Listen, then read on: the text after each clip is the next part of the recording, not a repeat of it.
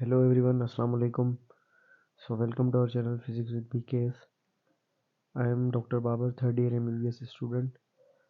तो जैसे कि आपको पता है कि हमने एक सीरीज़ स्टार्ट की है जिसमें मैं आपको रीडिंग करवा रहा हूँ सिन टेक्स्ट का जो न्यू बुक आया है उसकी, ठीक है। और सीक्वेंस वाइज मैं अपनी कन्वीनियंस के हिसाब से टाइम निकाल कर टाइम टू टाइम ये वीडियोस बनाता रहूँगा।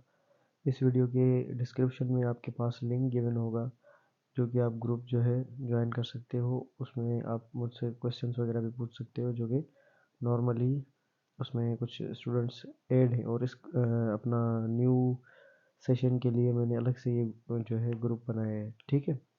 अच्छा, कल जो वीडियो हमने बनाई थी उसमें लास्ट वाला ये जो associative law of vector addition था, इसमें से थोड़ा मसला आ गया था। लास्ट 3 मिनट्स जो थे वो ठीक से रिकॉर्ड नहीं हुए, तो मैं अभी आपको मैं वही पहले समझाऊंगा, उसके बाद जो है we will move to the next topic.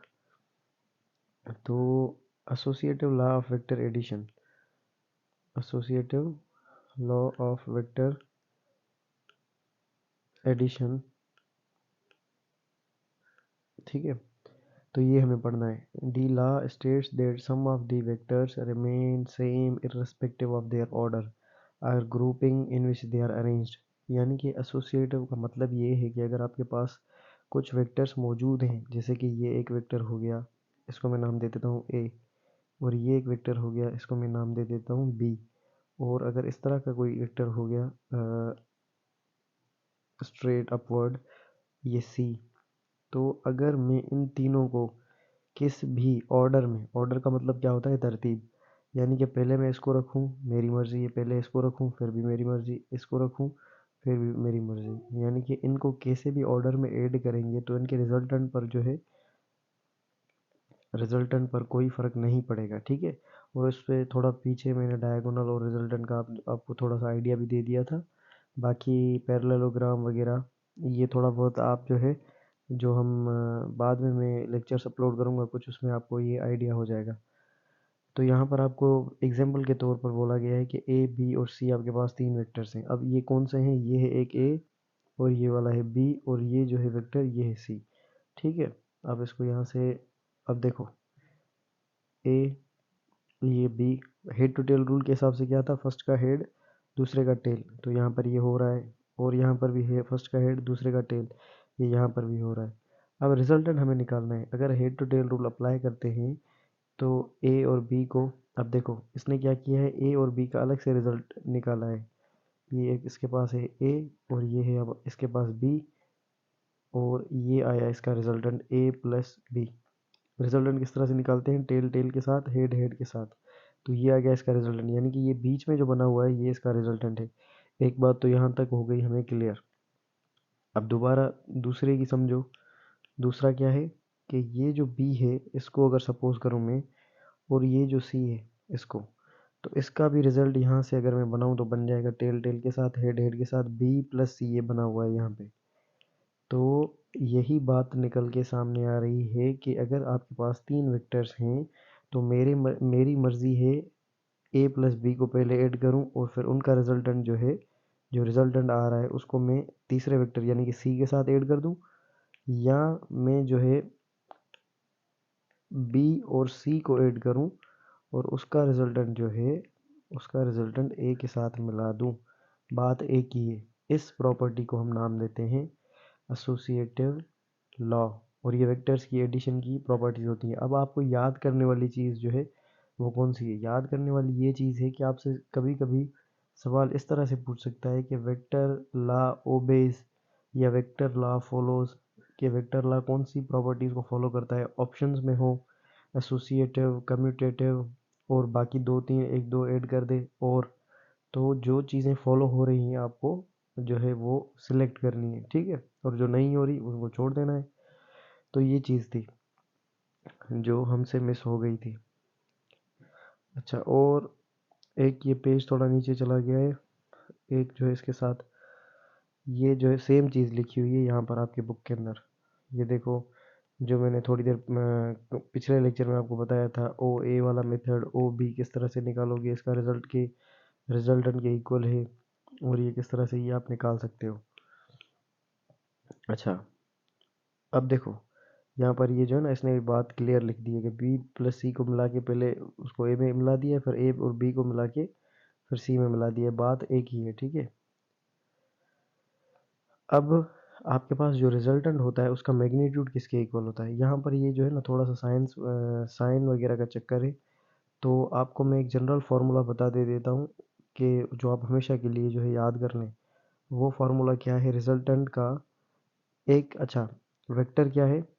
अब एक चीज़ समझो, वेक्टर वेक्टर के पास कौन सी दो चीज़ें, एक तो इसके पास मैग्नीट्यूड है, मैग्नीट्यूड, और दूसरा इसके पास क्या है, डायरेक्शन। और फिजिक्स में डायरेक्शन जो है ये एंगल के लिए भी इस्तेमाल होता है, ये बात याद कर लो हमेशा के लिए। वेक्टर के पास मैग्नीट्यूड भी होता है, डायरेक्शन भी होता है, और डायरेक्शन के लिए एंगल, डायरेक्शन जो है एंगल के लिए भी इस्तेमाल होता है। अब आपके पास एक फॉर्मूला होता है वेक्टर का, जो यहाँ पर इन्होंने लिखा है, इसको मेरे हिसाब से, अगर मेरे हिसाब से चल रहे हो आप लोग, तो इसको कर दो इग्नोर, ठीक है, इसको हटा दो।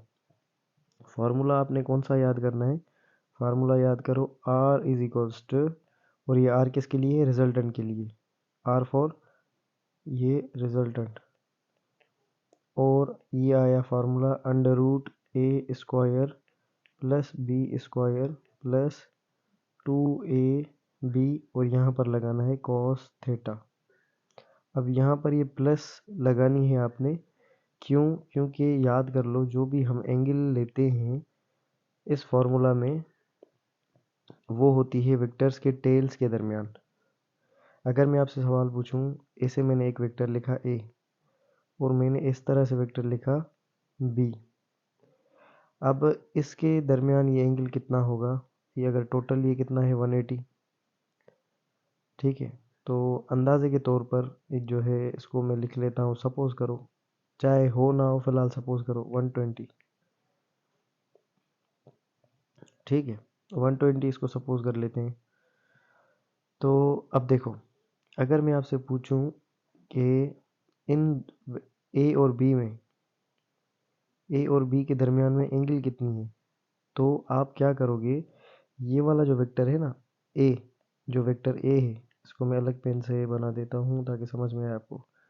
इस वेक्टर को फ्री करके आप आगे लेकर जाओगे, यानी कि ये जो है ये इस तरह से बना हुआ है, पहले ये आपके पास है ए और ये है बी। अब देखो मैंने एक चीज़ समझाई कि एंगल जो होती है वो वेक्टर्स के टेल्स के दरमियान में होती है, टेल्स के दरमियान में, बिटवीन टेल्स। तो अगर यहाँ पर ये एंगल है 120 डिग्री, तो इस वेक्टर को, ये जो ए वाला वेक्टर है, इसको मैं फ्री करके इस तरह से लेकर आऊँगा, तो ये चला जाएगा आगे, और यहाँ से मैं इसको कर दूंगा रिमूव।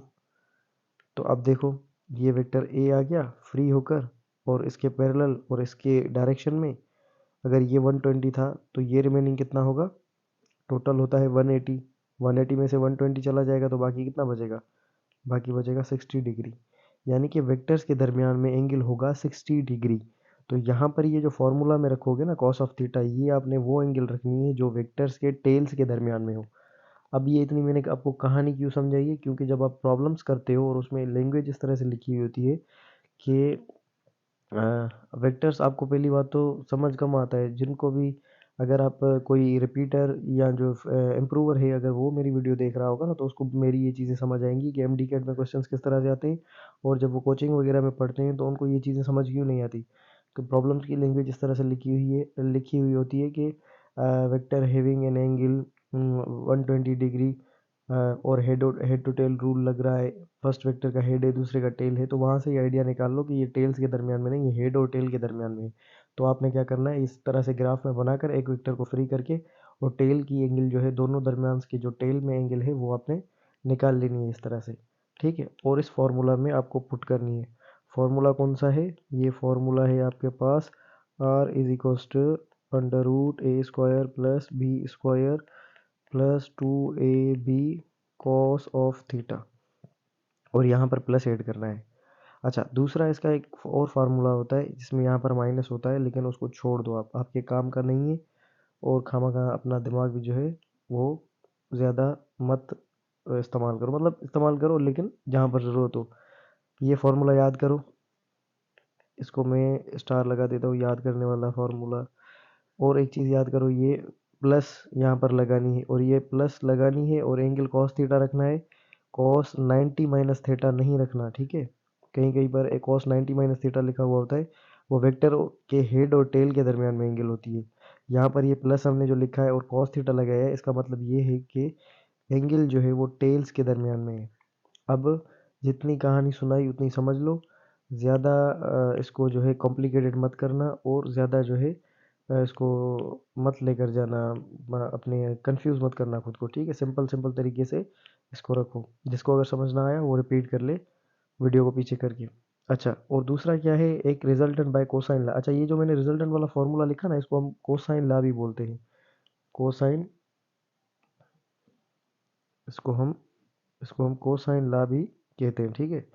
और दूसरा ये आपके पास होता है साइन ला। उसका क्या मतलब होता है कि किसी भी एक साइड की जो है हम एंगल निकालते हैं और दूसरे साइड, यानी कि एंगल किसी भी साइड, सपोज करो इसके सामने जो है ये है ए साइड, और यहाँ पर ये जो है बीटा के सामने ये है बी साइड, और ये गामा के सामने है सी साइड। तो हम क्या करेंगे, इसके सामने वाली जो है साइड, ये जो है ए, इसको इसकी एंगल के साथ डिवाइड कर लेंगे। यानी कि A upon sine alpha, B upon sine beta और सी अपान साइन गामा, इस तरह से। यानी कि ए के सामने देखो, इस साइड के सामने कौन सी एंगल है, ए, तो ए अपान साइन अल्फ़ा। और ये बी, बी के सामने कौन सी है, ये बीटा, तो बी अपान साइन बीटा। और सी अपान या आर अपान साइन गामा, क्योंकि दो वेक्टर्स होंगे, एक रिजल्टेंट होगा, तो यहाँ पर इसने रिजल्टेंट के टर्म्स में लिखा है, ठीक है, अल्फ़ा बीटा गामा। इस जो है पूरे चीज़ को हम बोलते हैं साइन ला। और ये साइन ला किसके लिए होता है, डायरेक्शन के लिए। वैसे आप डायरेक्शन इस मैग्नीट्यूड वाले फार्मूला से भी निकाल सकते हो, क्योंकि यहाँ पर मैंने cos थीटा लिखा था, और cos थीटा क्या होता है, एंगल होता है। और एंगल के लिए मैंने आपको एक चीज़ कही कि इसको फिजिक्स में हम डायरेक्शन के लिए यूज़ करते हैं, तो ये चीज़ आप समझ लो। अच्छा, अगर किसी को थोड़ा सा राइटिंग में मसला हो रहा है, पहली बात तो अगर समझने की कोशिश करोगे तो राइटिंग समझ आ जाएगी। लेकिन यहाँ पर थोड़ा बहुत मसला इसी वजह से हो रहा है क्योंकि ये इतना, हम जो है नॉर्मल पेन से लिखते हैं तो वो इतना मुश्किल नहीं होता। अभी ये डिजिटल पेन है, इससे स्क्रीन पर लिखना थोड़ा सा ये प्रॉब्लम करता है मेरे लिए, तो ये थोड़ा सा एडजस्ट कर लो आप लोग। अच्छा, अब क्या है, multiplication and division of vector by number. अब इसमें से एक चीज़ समझने वाली कौन सी है कि वेक्टर की मल्टीप्लिकेशन और डिवीजन है किसके साथ, वेक्टर के साथ नहीं है, ये नंबर के साथ है। तो इसको हम इस तरह से भी बोल सकते हैं, vector into scalar, vector into scalar और vector divide by scalar.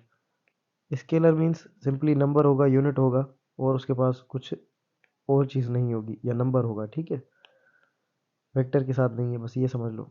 Vectors can be multiplied and divide by number using simple algebraic rules. यानी कि वेक्टर की मल्टीप्लिकेशन जो होगी वो सिंपल अलजेब्रिक रूल से होगी। अलजेब्रिक रूल्स मैंने आपको बताए थे कौन से, 5 × 2 ये 10 के इक्वल होगा, 5 + 2 7। सिंपल आपकी जो मैथमेटिक्स है, जो सीधी सीधी 2 और 2 4 की तरह है, वो आपकी जो है सिंपल अलजेब्रिक रूल्स हैं, ठीक है। इन केस ऑफ मल्टीप्लिकेशन और division by positive number are non zero. Positive number का क्या मतलब होगा कि जो नॉन जीरो हो, जीरो के अलावा, only changes the magnitude of given number. अब पहले इसकी कहानी सुने, फिर मैं आपको कहानी का मतलब एक झटके में समझाता हूँ। If number is negative then the change in the direction comes, ठीक है। और यहाँ पर ये जो है आपको डायग्राम के थ्रू समझाया गया है। अब मैं आपको ये चीज़ समझाऊं कि जब यहाँ पर देखो, ये ऊपर वाला when multiplied by positive number, आपके पास ये वेक्टर है एक v, ठीक है। ये एक वेक्टर है आपके पास v, फर्स्ट वाला। इसको हमने किसी पॉजिटिव नंबर के साथ मल्टीप्लाई किया है। पॉजिटिव नंबर कौन सा है, ये है 2। अब 2 के साथ हमने इसको मल्टीप्लाई किया ना, तो 2 क्या है, नंबर, और नंबर कौन सा है, पॉजिटिव। तो पॉजिटिव की नंबर की वजह से इसकी जो है मैग्नीट्यूड बढ़ जाएगी। ये क्या बन जाएगा, ये बन जाएगा 2v। अब 2v तो बन गया, नंबर बढ़ बढ़ गया। नंबर के बढ़ने की वजह से क्या होगा, नंबर का बढ़ना मीन्स मैग्नीट्यूड बढ़ गया। अब मैग्नीट्यूड के बढ़ने की वजह से, कल हमने पढ़ा था कि मैग्नीट्यूड को कौन सी चीज़ जाहिर करती है, ये लाइन जाहिर करती है। इसको हमने बोला था लाइन सेगमेंट। तो ये लाइन जो है इसमें से वाज़ेह फ़र्क हमें नज़र आ रहा है, पहले वाली की लाइन जो है वो छोटी है, इसकी वाली लाइन बड़ी है, तो हम बोलेंगे कि लाइन सेगमेंट जो है वो थोड़ा-सा बढ़ गया। इसका मतलब ये है कि हमारा जो है अपना वेक्टर्स जो है दूसरा, उसका मैग्नीट्यूड ज़्यादा है और ये मल्टीप्लिकेशन के बाद इस तरह से बन गया। और नंबर याद रखना है कौन सा होगा, पॉजिटिव। लेकिन यही मल्टीप्लिकेशन अगर हम नेगेटिव के साथ करेंगे ना, तो याद कर लो नेगेटिव वेक्टर्स में अगर मैं आपको बोलूँ कि अगर आपके पास ये वेक्टर है ए, मैं आपको बोलूँ कि इसका माइनस ए निकालो, तो माइनस ए के लिए आप क्या करोगे, इसका मैग्नीट्यूड सेम रख के इसको रिवर्स कर दोगे। तो नेगेटिव का मतलब फिजिक्स में इस तरह से निकालते हो आप। तो यहाँ पर देखो ये v, ये हमने यहाँ पर क्या रखा, ये हमने रखा v, और v को हमने मल्टीप्लाई किया, पहले 2 के साथ मल्टीप्लाई किया था, पॉजिटिव 2, यहाँ पर अब हमने किया है नेगेटिव 2। तो मैग्नीट्यूड तो बड़ा ही बड़ा और उसके साथ साथ डायरेक्शन जो है वो रिवर्स हो गया। तो ये चीज़ जो है नोट करने वाली है कि मैग्नीट्यूड तो बढ़ गया, मैग्नीट्यूड हमेशा बढ़ेगा, नंबर मल्टीप्लाई होगा पॉजिटिव या नेगेटिव, मैग्नीट्यूड हमेशा बढ़ेगा। लेकिन फ़र्क ये होगा कि नेगेटिव के आने की वजह से हमारा जो डायरेक्शन है वेक्टर का वो रिवर्स हो जाएगा, 180 डिग्री पर रिवर्स होगा। ये चीज़ याद कर लो। अब यहाँ पर बोल रहा है product of a vector by scalar quantity is follows. Product का मतलब होता है मल्टीप्लिकेशन, सिंपल ज़रब, ठीक है, इसको आप बोलते हो प्रोडक्ट। अब M V is equal to V M, यानी कि ये कम्यूटेटिव लॉ को फॉलो करती है, क्या, मल्टीप्लिकेशन। अब पहले आपने थोड़ी देर पहले पढ़ा एडिशन ऑफ वेक्टर, वो कौन कौन सी चीज़ों को फॉलो कर रही थी, ये जहन में अलग से रखना है, ये कौन सी चीज़ों को फॉलो कर रहा है ये अलग से जहन में रखना है। M N V is equal to M N into V associative law को भी फॉलो करते ही है। और डिस्ट्रीब्यूटिव लॉ, डिस्ट्रीब्यूटिव लॉ का मतलब क्या है कि दो वेक्टर्स हैं अगर आपके पास, ठीक है, और सॉरी दो अगर नंबर्स हैं आपके पास एम और एन, उन दोनों को आपस में ऐड करके इसके साथ मल्टीप्लाई करो फिर भी ठीक है। अदरवाइज एक वेक्टर को, एक नंबर को इस वेक्टर के साथ मल्टीप्लाई करो, फिर दूसरे को इसके साथ मल्टीप्लाई करो, फिर दोनों को ऐड कर लो, फिर भी एक ही बात है, ठीक है। ये सिंपल मैथमेटिक्स की प्रॉपर्टीज़ है, ये जो है जनरली याद करनी नहीं है। और ये ना यहाँ पर जो है एक नई चीज़ आपने देखी, वो कौन सी है, डिस्ट्रीब्यूटिव लॉ। तो डिस्ट्रीब्यूटिव लॉ को भी याद कर लो कि वेक्टर्स जो है इसको भी फॉलो करते हैं, ठीक है। तो ये था all about properties of vectors और जो भी इसके जो है रिलेवेंट चीज़ें हैं। अब यहाँ पर देखें कि इसके साथ जो है कोई और टॉपिक है, वेक्टर्स। अब अभी तक जो है आपने पढ़ लिया क्या, वेक्टर्स की एडिशन किस तरह से होती है, मल्टीप्लिकेशन किस तरह से होती है, ठीक है। हेड टू टेल रूल थोड़ा सा हमने पढ़ लिया, और ग्राफिकल मेथड जो हमने पढ़ा कि ग्राफिकल जो है मेथड किस तरह से होता है। और अब जो है नेक्स्ट वीडियो में हम कार्टेशियन कोऑर्डिनेट सिस्टम पढ़ेंगे और वेक्टर्स के जो है टाइप्स पढ़ेंगे। और पहले हम करेंगे टाइप्स ऑफ वेक्टर, वो हम अलग से जो है कर लेंगे, ठीक है, उसमें 2-3 टाइप्स हैं, तो वो मैं जो है अलग से आपको करवा दूंगा टाइप्स ऑफ वेक्टर। और जो है अपना, लेकिन ये तो साथ ही लिखे हुए हैं, एक सेकेंड, कार्टेशियन, हाँ, तो इसके साथ में कार्टेशियन कोऑर्डिनेट सिस्टम के साथ में, और फिर जो है बाद में हम रेजोल्यूशन वगैरह के बारे में डिस्कस करेंगे, ठीक है। Wish you all the very best, अल्लाह हाफिज़।